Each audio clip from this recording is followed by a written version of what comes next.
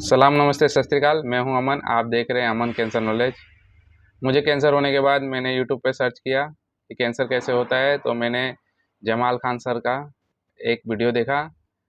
ये वीडियो देखने के बाद मेरा 20% कैंसर यूं ही ठीक हो गया। आपका भी 10% ठीक हो जाएगा। चलो देखते हैं ये वीडियो।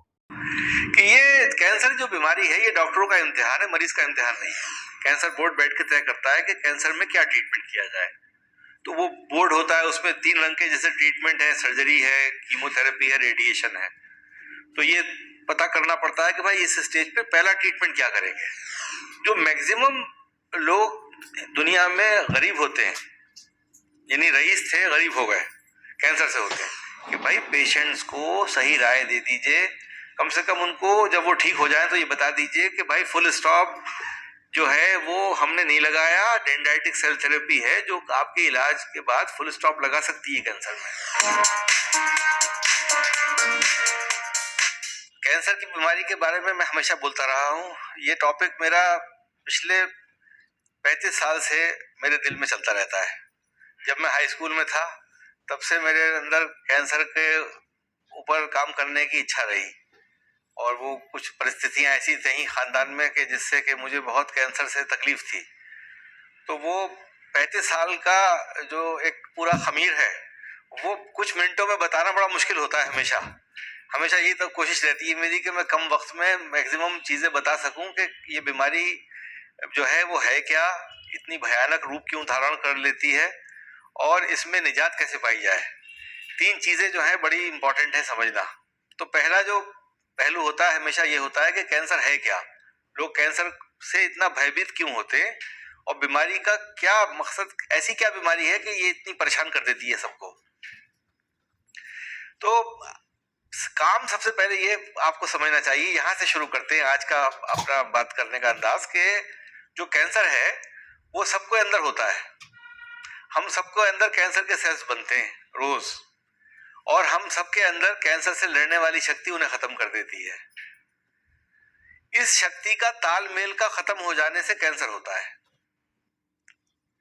अगर समझ में दर्शकों की नहीं आया तो मैं फिर से समझाता हूं कि हमारे शरीर में रोज नए सेल बनते हैं, मिलियंस में बनते हैं, और हमारा जो जीवन है वो सेल्स के बनने के आधार पर ही चलता है। नए सेल्स का बनना और नए पुराने सेल्स का खत्म हो जाना, ये क्रिया हमारी माँ के पेट से शुरू होकर और हमारे मौत तक जाती है। ये क्रिया चलती रहती है। जैसे कि जब हमने पहले समझा ही है, पहले भी मैंने बोला है कि जब हमारा वजूद होता है पेट के अंदर माँ के अपनी, तो माँ को भी पता नहीं होता कि हम अंदर गए हैं, जिस्म में हैं। तो वो एक सेल बाप का और एक माँ के मिलने से बच्चा पैदा होता है। पैदाइश के वक्त बच्चे का वजन 3 किलो होता है। तो सेल्स कितनी बार मल्टीप्लाई किए होंगे, इससे अंदाजा लगाइए आप कि वो इनविजिबल पार्टिकुलेट मैटर जो था, इनविजिबल अमाउंट था, जिसका वेट भी नहीं था, स्ट्रक्चर भी नहीं था, साइज भी नहीं था, कोई देख भी नहीं सकता था उसको, वो 3 किलो का हो गया। तो सेल्स मल्टीप्लिकेशन से ही तो हुआ। अब सेल्स के मल्टीप्लिकेशन में जो है वो एक तरीके की, कुछ सेल्स खराब पैदा होने की क्षमता रखते हैं, कुछ खराब भी पैदा हो रहे हैं। इसके लिए भी हमारे शरीर में भगवान ने सिस्टम रखा है स्कैवेंजिंग मैकेनिज्म का। जैसे कि इस समझ लीजिए, स्कैवेंजिंग को कहते हैं सफाई करना, साफ कर देना सामान को। तो वो इम्यून सिस्टम उसको पहचानता रहता है खराब सेल्स को, और उन्हें खाता रहता है। अब अगर कभी कोई खराब सेल बना और इम्यून सिस्टम ने उसे ना पहचाना और वो सेल अपने हिसाब से पैदा होना लगा, जो सिस्टम के विपरीत चला गया, उसे कैंसर कहते हैं। तो कैंसर में जो देरी होती है पैदा होने की, वो जब तक जिस्म की चीजों को खराब नहीं करने लगे, दबाव के कारण, खास तौर से दबाव के कारण खराब करता है, तब तक कैंसर का पता नहीं होता। तो कैंसर अक्सर पाया जाता है कि साहब लेट पता चलता है, लेट पता होता है। लेट से मुराद ये है कि वो स्टेज 4 में चला जाता है। स्टेज 4 का मतलब होता है कि वो एक जगह से दूसरी जगह चला गया शरीर में। तो ये कैंसर की परिभाषा है कि कैंसर क्या होता है। इसके कारण बहुत से हैं, कारणों में बहुत कारण हैं। भोजन जैसे पहले बताया वो भी है, व्यायाम भी है, एनवायरनमेंट भी है, किस एनवायरनमेंट में हम रह रहे हैं, और सोशल सर्किल भी है, हम सोशलाइज कैसे कर रहे हैं, हमारे कितने पार्टनर्स हैं जिंदगी में, हम कितने पार्टनर्स के साथ रहते हैं, हमारे कॉन्टेक्ट्स किस किस तरीके के हैं। उन सब चीजों पे कैंसर पूरी परिभाषा रखी जाती है कैंसर की। कुछ इन्फेक्शंस होते हैं जिनसे कैंसर ज्यादा होता है, जैसे हेपेटाइटिस बी इन्फेक्शन हो गया तो लिवर कैंसर होगा, या कोई वायरल इन्फेक्शन होता है जो औरतों का कैंसर करता है, मर्दों में भी वो कैंसर करता है, ह्यूमन पेपिलोमा वायरस बोलते हैं, एचपीवी इन्फेक्शन होता है, सर्वाइकल कैंसर करता है। तो बहुत सी चीजें हैं। मुख्तसर सबसे सिंपल बात यह है, एक नेशनल कैंसर इंस्टीट्यूट है अमेरिका में, सब जानते हैं, बेथेस्डा में, वो एक साहब बहुत ही बड़े सीनियर साइंटिस्ट थे, वो रिटायर हुए, तो उनसे पूछा भाई कि आप, प्रेस रिपोर्टर्स ने पूछा भाई कैंसर की क्या परिभाषा है, ये कैंसर किन लोगों को हो जाता है? तो उन्होंने बड़ा अटपटा सा जवाब दिया, जो साइंस की वर्ल्ड में सबने उनको उस पर सराहा नहीं। उनसे कहा कि भाई ये जवाब बड़ा अजीब सा है, लेकिन वो उस पर कायम रहे। बोले लक का खराब होना, कुछ हद तक ये भी कह सकते हैं अनलकी होना। मैं इस बात को इस तरीके से मानता हूं कि ये कैंसर जो बीमारी है ये डॉक्टरों का इम्तिहान है, मरीज का इम्तिहान नहीं है। मरीज तो मरीज है, हमने पढ़ाई की थी मरीज को ठीक करने की, हम अपनी पढ़ाई को उसके हिसाब से इस्तेमाल करें कि वो मरीज को ठीक करें। तो ये इम्तिहान मरीज का नहीं है, ये तबीब का इम्तिहान है। तबीब बोलते हैं जो इलाज करने वाला होता है, हकीम, डॉक्टर, वैद्य, हम सब का इम्तिहान है, ये मरीज का इम्तिहान नहीं है। मरीज को तो एक बीमारी दी है, मरीज तो डॉक्टर के पास आया ठीक कराने के लिए। असल में कैंसर का जो प्रॉब्लम है एक ये भी है कि डायग्नोसिस कब हो। अब जैसे लंग कैंसर की बात करें तो लंग कैंसर में अमूमन टीबी की इलाज शुरू कर देते हैं लोग। कैंसर मालूम होता है 2 महीने बाद कि नहीं, टीबी तो नहीं थी, ये तो कैंसर था। लंग कैंसर में इंडिया में बहुत कॉमनली पाया जाता है कि डायग्नोसिस में 2 महीने का गैप आ जाता है यूजुअली। ये कहना भी गलत है कि हर आदमी जिसको टीबी है वो पहले ये भी पता करे कि मुझे कैंसर तो नहीं है। तो ये डॉक्टर की जो है कैपेबिलिटीज पे और जांचों की बिना पे हम तय कर सकते हैं, इन्वेस्टिगेशंस के बेसिस पे, कि कैंसर है कि नहीं है। क्योंकि जब कैंसर होता है तो जितना जल्दी कैंसर का इलाज हो उतना ही अच्छा होता है। कैंसर में 2-3 किस्म की जांचें होती हैं। एक तो डॉक्टर से बात करना, डॉक्टर को पता हो हिस्ट्री क्या है डिजीज की, और दूसरा होता है डॉक्टर का एग्जामिनेशन। उसने एग्जाम किया मरीज का, एग्जामिनेशन मीन्स उसने मरीज को देखा फिजिकली, तो वो डॉक्टर्स देखते हैं फिजिकली, जैसे गांठ है तो गांठ की कैसी शक्ल है, अगर बाहर जिस्म के निकली हुई है, जिस्म के अंदर है तो क्या चीज है। तो जैसे कि मिसाल के तौर पे इंटेस्टाइन का कैंसर है तो उसमें ब्लड लॉस होगा तो स्टूल का कलर बदल जाएगा, ब्लैक स्टूल आने लगेगा, या कभी कभी ब्लैक स्टूल आ गया या रेडिश हो गया, कभी यूरिनरी ब्लैडर में, पेशाब में कभी लाली आ जाएगी, इस तरीके से होगा। और फूड पाइप का कैंसर है तो खाना जो है, खाना खाते में पानी पीने की जरूरत पड़ने लगेगी खाने को नीचे पचाने के लिए। तो ये अर्ली साइंस होते हैं जो जिसपे इंसान को थोड़ा सा मालूम होना चाहिए कि यार मैं अपनी जांच करा लूं। या खांसी चलती रहे, खांसी ठीक नहीं हो रही है, या वजन गिरना शुरू हो गया, वो भी एक होता है। हीमोग्लोबिन कम होने लगी, थकावट बहुत, ये सब लोगों को जांच करेंगे तो 100 में 2 ही लोगों को कैंसर निकलेगा, 98 को नहीं निकलेगा। बहुत से रीजंस और भी होते हैं कैंसर नहीं होता है, ये भी है। तो जो कैंसर के डॉक्टर जांच कराते हैं, जब कैंसर मालूम हो जाए तो उसमें आज की तारीख में एक तो बायोप्सी जरूरी है। बायोप्सी होती है कि हमने उस जगह के पीस को निकाल के माइक्रोस्कोप में जांच करी, बायोप्सी जरूर कराना चाहिए। बायोप्सी से कैंसर फैलता नहीं है। जनरल धारणा यह है कि यार कैंसर को छूओगे तो बहुत फैल जाएगा, लेकिन छूना क्या, वो तो मजबूरी है, जांच तो करनी पड़ेगी, उसके बगैर तो पता चलेगा नहीं। और दूसरी जांच जो आज की तारीख में अच्छी है बायोप्सी के बाद में, वो पेट सीटी स्कैन होता है। पेट सीटी स्कैन से ऐसी होता है जैसे कि अल्ट्रासाउंड होता है कलर, तो ये स्कैन होता है सीटी का जो कलर देता है कैंसर के सेल्स को। और कैंसर जो है वो आप जल्दी पकड़ सकते हैं कि कैंसर कहाँ कहाँ है जिस्म में, एक ही जगह है, 2-3 जगह है, किस किस इंटेंसिटी का है, बहुत तेज पैदा हो रहा है या स्लो ग्रोइंग है, काफी हद तक ये बता देता है। तीसरा होता है कि अब ट्रीटमेंट प्रोटोकॉल डिफाइन किया जाए। तो जो कैंसर के डॉक्टर्स होते हैं वो यूजुअली एक कमेटी बना के ट्रीटमेंट करते हैं, इसको कहते हैं हम कैंसर बोर्ड। बड़े कैंसर के अस्पतालों में होता है कि कैंसर बोर्ड बैठ के तय करता है कि कैंसर में क्या ट्रीटमेंट किया जाए।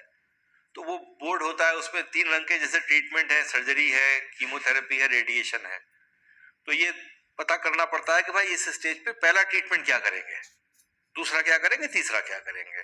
और ये बोर्ड भी डिटरमिन करता है कि कैंसर में अब इसका ट्रीटमेंट का लक्ष्य क्या होगा, ट्रीटमेंट हमें कहां तक बेनिफिट करेगा, ये भी मरीज को बताया जाता है, उसकी फैमिली को बताया जाता है कि भाई हम ये कर सकते हैं।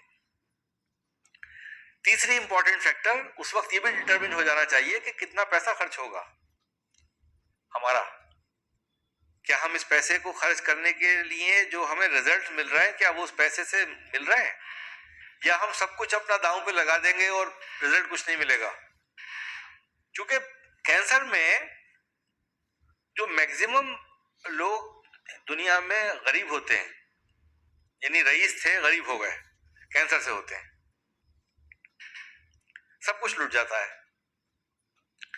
इस धारणा पे कि ठीक हो जाएंगे आदमी लुटाता रहता है, और डॉक्टर का नहीं बताना,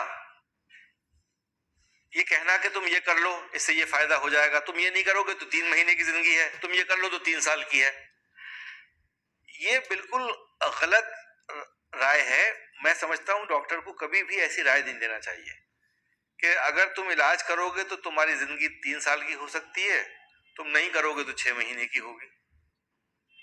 तो हर आदमी क्या करेगा, ये तो कहेगा मैं इलाज करूंगा, कौन कहेगा कि भाई 6 महीने में मर जाए।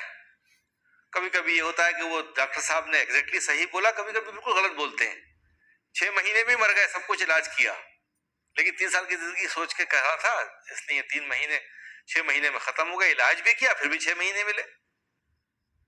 तो मैं तो सबसे बड़ी बात बताऊं आपको, मरीज को खुद भी समझना चाहिए, उसके घर वालों को, कि पढ़ के आजकल सब चीजें अवेलेबल हैं, पढ़ाई अवेलेबल है, कोई अपना जानकार डॉक्टर है जो फैमिली फिजिशियन है उससे राय लेना चाहिए। और क्योंकि अगर डॉक्टर्स के पास सब चीज का इलाज होता तो डॉक्टर आपको 200 साल के मिलते। ये डॉक्टर साहब हैं, ये सन 1800 में पैदा हुए थे, आज भी जिंदा है। ये 1900 के शुरू में पैदा हुए थे, आज भी जिंदा है साहब, 117 साल के बेटे में। तो कोई डॉक्टर भी जब नहीं, डॉक्टर भी उसी जिंदगी को लेके आए हैं जो नॉर्मल दूसरा जिंदगी को लेके आया है, तो डॉक्टर से ये पूछना बड़ा गलत होता है, और डॉक्टर का ही बताना बड़ा गलत होता है कि भाई कब तक तुम जिंदा रहोगे। ये चीजें नहीं होना चाहिए। तो फिर पैसा अंधाधुंध खर्च करना ये एक गलत तरीका है, और एक तरीके से ये समझिए कि हॉस्पिटल्स को क्लैरिटी से बताना चाहिए कि तुम अगर पैसा बचा सकते हो तो क्या तरीका है पैसा बचाने का, कैसा इलाज कर सकते हो, उस वक्त क्या होगा। हमेशा मैं बाहर की तुलना करता हूँ और आप सब बुरा मानते हैं कि बाहर के बारे में कहा, लेकिन मैं बताऊं आपको, कुछ मुल्कों में ऐसा होता है कि कंप्यूटराइजेशन है सारा सिस्टम्स में, हॉस्पिटल्स में। एक हॉस्पिटल ने कहा कि अब कीमो नहीं देंगे, अब कीमो से रिस्पॉन्स नहीं आएगा, तो वो दूसरे हॉस्पिटल में जाएगा मरीज, तो उसको वही इंफॉर्मेशन दूसरा हॉस्पिटल पे देगा, चाहे वो प्राइवेट हो या सरकारी हो, या एक ग्रुप का हो या दूसरे ग्रुप का हो, एक बिजनेस हाउस का हो या दूसरे बिजनेस हाउस का हो, राय एक ही सी रहेगी मोर और लेस। यहां पर क्या है, एक बिजनेस हाउस है, उसका एक हॉस्पिटल ग्रुप का है, उसने कहा कि अगर मैं ये कह दूंगा कि भाई तुम्हारा इलाज अब हम नहीं करेंगे, तो वो दूसरे बिजनेस हाउस में जाके इलाज शुरू कर देगा, तो क्यों ना हम ही इलाज करते रहे। तो हमारे यहाँ हिंदुस्तान में till the time of death people are being treated with conventional oncology. बाहर के मुल्कों में ये है कि अगर ट्रीटमेंट से फायदा नहीं हो रहा है पेशेंट को, तो पेशेंट को ऑप्शन दिया जाए कि एक्सपेरिमेंटल ट्रीटमेंट प्लान्स भी हैं जो या तो इंस्टीट्यूशन की मदद से है या गवर्नमेंट के स्पॉन्सर्ड प्रोग्राम है, तुम उसमें पार्टिसिपेट कर लो, शायद उसमें तुम्हारे बचने का रास्ता बन जाए। वो सिस्टम हमारे मुल्क में बहुत लैक करता है। हम एक्सपेरिमेंटल ट्रीटमेंट प्लान्स में लेकर तो आते हैं पेशेंट को, लेकिन पेशेंट को क्लैरिटी बहुत कम दे पाते हैं कि हम क्या चाह रहे हैं, क्या कर रहे हैं, क्यों कर रहे हैं। कभी कभी फ्री ट्रीटमेंट देते हैं, कभी ट्रायल ट्रीटमेंट एक्सपेंसिव होता है, कॉस्ट पे भी देते हैं, लेकिन पेशेंट को बेचारे को कुछ पता नहीं होता है, उसकी क्लैरिटी उसके अंदर नहीं आती है उसे कि वो उसके लिए हो क्या रहा है। खैर, तो ये कंसेंसस होना चाहिए कि हम इस इलाज को कर रहे हैं तो इस इलाज में हमें कितने पैसे खर्च होंगे और हमें इसमें क्या हासिल होगा। मोर और लेस 80-85% तक तो पता होना ही चाहिए, क्योंकि मैक्सिमम पॉवर्टी लाइन पे नीचे चले जाना कैंसर एक कॉज है बहुत बड़ा। हमने इस सिनेरियो को पूरा चेंज करने की डेंड्राइटिक सेल थेरेपी के जरिए से कोशिश की, काफी हद तक कामयाब भी हुए, लेकिन हम एक ड्रॉप इन द ओशियन है, अंग्रेजी में कहावत है ड्रॉप इन द ओशियन, जो नजर भी नहीं आता। नजर आने का सवाल ही नहीं है। हमारा वजूद ही क्या है? हिंदुस्तान में तो 6000 ऑन्कोलॉजिस्ट होंगे, कम से कम 600 कैंसर के अस्पताल होंगे, हम उस एक में भी नहीं बैठे हुए। हम तो एक क्लिनिक में बैठे हुए हैं, 4 क्लिनिक चला रहे हैं, तो हमारा वजूद ना के बराबर है। तो हम कोशिश जरूर कर रहे हैं कि इसको बढ़ाएं, इस पैमाने को, लेकिन क्या है, अकेला चना भार थोड़ी फोड़ता है, लोगों का शामिल होना बहुत जरूरी है। हम तो डॉक्टर्स से कहते कहते थक गए, ऑन्कोलॉजिस्ट को समझाते समझाते थक गए कि भाई पेशेंट्स को सही राय दे दीजिए, कम से कम उनको जब वो ठीक हो जाए तो ये बता दीजिए कि भाई फुल स्टॉप जो है वो हमने नहीं लगाया, डेंड्राइटिक सेल थेरेपी है जो आपके इलाज के बाद फुल स्टॉप लगा सकती है कैंसर में। हम ये नहीं कह रहे लगा देगी, लगा सकती है, कम से कम मरीज को ऑप्शन तो मिलना चाहिए, उसको पता तो हो ये बात कि कोई उसको ये सुझाव तो दे। वो बेचारा जब खुद ढूंढता है हमें, तो वो तो कगार पे आ चुका है, वो तो तकरीबन अपने फासले को खत्म कर रहा है जिंदगी के, उस वक्त उसने ढूंढा है। तो ये जो सिलसिला है ना, ये कंसेंसस एक इकट्ठा होकर कहना, मैं आज भी आपके माध्यम से, पब्लिक के माध्यम से अपील करता हूं ऑन्कोलॉजिस्ट को कि उनका ये फर्ज बनता है कि वो अपना ट्रीटमेंट पूरा करें। उस ट्रीटमेंट के बाद में जब पेशेंट से वो फाइनल गुड बाय कह रहे हैं कि तुम 6 महीने के बाद आके जांच कराना या साल भर बाद आके जांच कराना, तो ये कहें कि भाई एक इम्यून सिस्टम का प्रोटेक्शन मैकेनिज्म भी है जो तुम ले सकते हो। अब वो खाली ये सोचेंगे कि बड़ी कंपनी करेगी, फार्मास्यूटिकल इंडस्ट्री करेगी, तो वो नहीं होने वाला है, वो नहीं होगा, क्योंकि सेल थेरेपी कस्टमाइज प्रोटोकॉल है, मरीज के खून से निकाल के बनाया जाता है, उसी को लगाया जाता है जिसका खून निकाल रहे हैं। तो वो इंडस्ट्री के बस से बाहर बात है, वो होगा नहीं। उसको तो या तो जमाल खां करेंगे या जमाल खां के और क्लोज जमाल खां पैदा हो जाए वो करेंगे, या जो इस किस्म के काम और करने वाले हैं तो वो करेंगे, या सरकार की मदद हो।